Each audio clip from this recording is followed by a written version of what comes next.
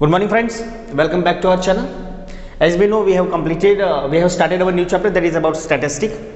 Especially, we are about mean, and we have talked variety of methods for finding mean. That is about direct method and step deviation method. Simple examples we have discussed in last two lecture, but today we are going to discuss about the mean, but especially where we need to find missing frequency. Look at here, all the frequencies are given, but one of is missing. So this kind of examples are rapidly to be asked in examination. So I hope you will consider properly and consider it here. So whenever, friends, we are asked to find missing frequency, in this case we will have the value of mean. Look at here, mean already given, that is about 18, and here we have to find this missing frequency where it is written f. Okay, so how to find missing frequency, especially in mean? So same method we will follow that we have discussed, direct method. So let's go how to find whenever we are asked to find missing frequency. So first we will write all the classes. Look at here, first column will be about class, and classes are given here 11 to 13 to 25. Okay, so gradually write all the classes here, 11 to 13, 13 to 15, 15 to 17, 17 to 19, 19 to 21, 21 to 23, and 23 to 25. Okay, till 25 we have to write all the classes. Next column, friends, remember that will be about xi. And what is xi? That is the mean value of class. And how to find it? Take the average of the class, otherwise summation of lower limit plus upper limit and divided by 2, then we will have the value of xi. So 11 plus 13 कितना होगा? 3 plus 4 and 24. उसको 2 से divide करोगे तो we will get 12. Okay, so first xi for class 11 to 13, that will be 12. Okay, look at what is the class length of this class 11 to 13, that is 2. So gradually add 2 and complete this table. So 12 plus 2, that will be 14, 14 plus 2, that will be 16, 16 plus 2, that will be 18, 18 plus 2, that will be 20, 20 plus 2, that will be 22, 22 plus 2, that will be 24. These are the exercise. Make the table properly. Okay, by this way we will make the table. Okay, next column, that is fi. So fi already given. What is first fi? That is 7, next 6, then 9, then 13, then f 5 and 4. All the fi are given, but look at here, one of is missing, and this we have to find. Next column, according to direct method, last column will be fi into xi. Okay, जरूरत नहीं है कोई ज़्यादा worry करने की, क्योंकि f को हम एक नंबर ही मानते हैं और उसको एज अ नंबर ही ट्रीट करेंगे. ऐसा नहीं कि f है तो क्या करेंगे, जब भी मल्टीप्लाई करना होगा तो 20f लिख देंगे, जब एडिशन में होगा तो प्लस f पीछे लिखते चलेंगे, बाकी कोई इश्यू आएगा नहीं. ओके, सो अब मल्टीप्लाई करेंगे fi इंटू xi का, तो 12 7 जा, that will B 84, right.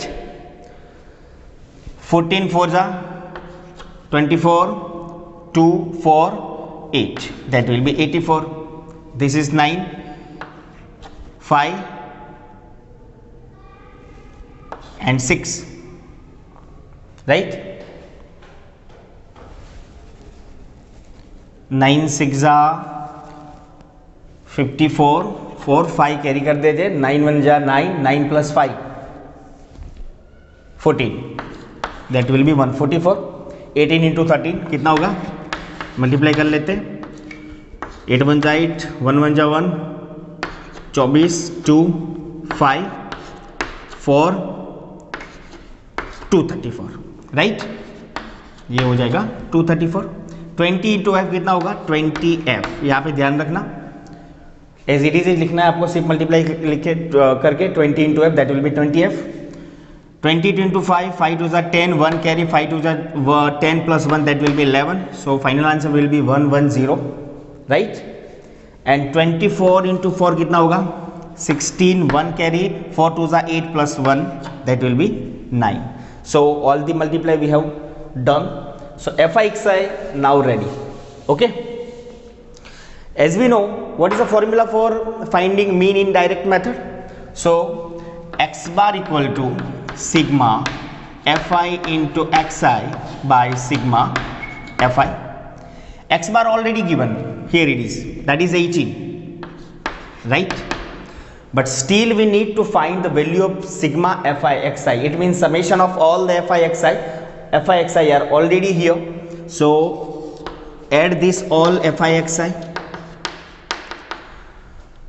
Add करेंगे तो कितना आएगा? देखिए ये 20f को आपको नहीं गिनना, वो पीछे 20f का ये अननोन वैल्यू है तो इसको हम 20f चलाएंगे, बाकी इसके अलावा सब कांस्टेंट वैल्यू है तो उनका एडिशन हम कर लेंगे, राइट? तो सबका एडिशन करेंगे तो वी विल गेट 752. 20f के अलावा बाकी कांस्टेंट नंबर का एडिशन करेंगे तो we will gate 752 plus 20f को पीछे चलाएंगे, राइट? तो सिग्मा fi xi की वैल्यू मिल गई हमें, सिग्मा fi की चाहिए तो fi भी बाजू में है, उसका सम कर लेते हैं. तो सिग्मा fi में क्या करेंगे? f अननोन टर्म्स है तो उसको प्लस f चलाएंगे और बाकी वैल्यू एडिशन कर लीजिए. 5 4 9, 9 13, 22, 22 9 31, 31 plus 6 37, 37 plus 7 that will be 44, right? This is the sigma fi. Okay. Now shift this both value in this formula and solve this, we will get the frequency.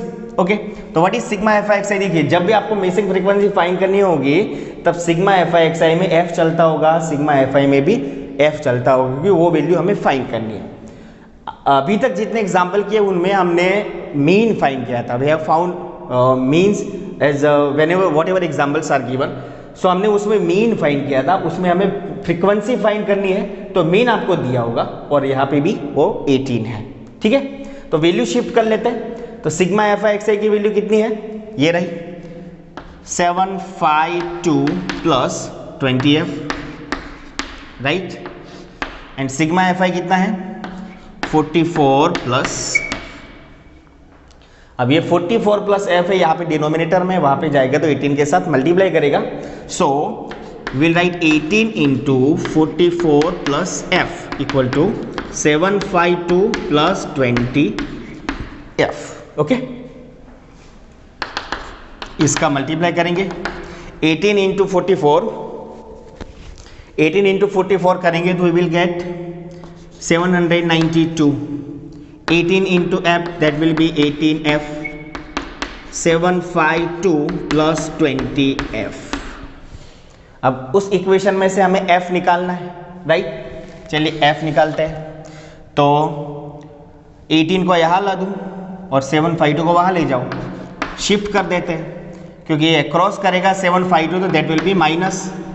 752 minus बनेगा क्योंकि वो equal to को cross करके उस side पे जा रहा है तो साइन रिवर्स होती है, that we know.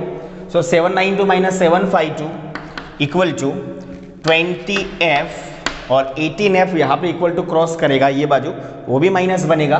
So that will be minus 18f. Okay, 792 minus 752 we will get 40, right? And 20f minus 18f that will be 2f, right?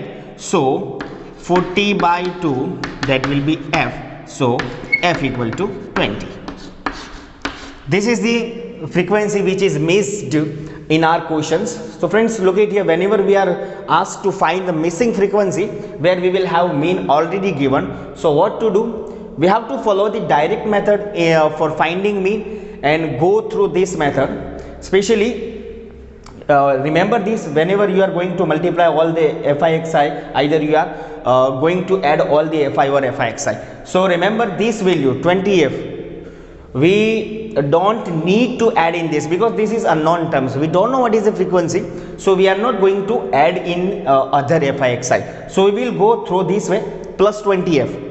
Don't add in other number. अगर वो 20 add हो गया तो आपका answer गलत हो सकता है। तो एफ वाला जो पोर्शन है वो आपको इसको सेपरेट चलाना है, क्योंकि वो अननोन टर्म्स है, वो आपको पता नहीं है, बाकी सब कांस्टेंट है। तो बस ये एफ वाली बात याद रखोगे, पीछे समेशन में चलाओगे, फिर तो आपके पास डायरेक्ट मेथड का फॉर्मूला है, उसमें रख के आप इजीली उसको सॉल्व कर दीजिए, लास्ट में you will get the F equal to 20, right. तो this is the missing frequency. I hope you got the entire topic.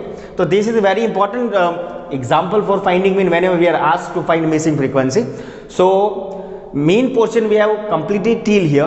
Next we will start mode, that is the remaining part of this chapter. Okay, so next we will talk about the mode. Okay, thank you.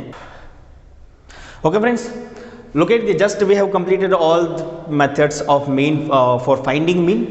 Now we are going to talk about the mode. This is the second topic of our chapter. Later on we will talk about the median. So this is very simple, because there are variety of method for finding mean, but in mode there is only one method, so it's very easy to solve and understand it. Okay, I hope you get by just a single example. Remember, first we will talk about the formula from which we can solve all the examples of mode. So first we will see what is the exact formula for mode. So remember, mode is denoted by Z, and the formula is L plus F1 minus F0 by 2F1 minus F0 minus F2 into H. अब आपको question होगा कि ये F1 F0 F2 ये क्या है, तो उसके लिए हम एक टेबल बनाएंगे, आराम से आपको समझ में आ जाएगा। तो सबसे पहले क्या करना है, इतना बड़ा टेबल नहीं है, एक क्लास का टेबल बनाना है और एक फ्रीक्वेंसी का बाजू में कॉलम बनाना है, इससे बड़ा टेबल नहीं है। फिर हमें सिर्फ वैल्यू रख के उसको सिंप्लीफाई करना है, ठीक है।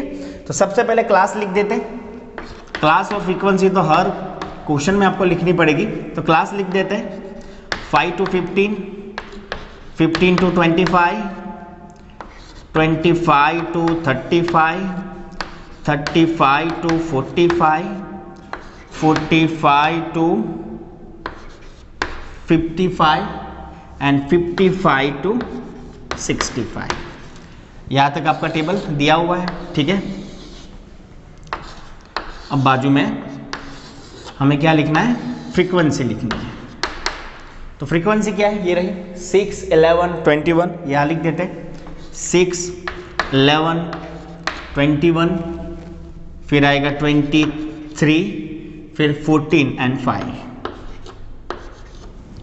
बस इससे आगे आपको टेबल बनाना नहीं है, बस दो ही कॉलम बनाने थे, एक क्लास का और एक फ्रीक्वेंसी का।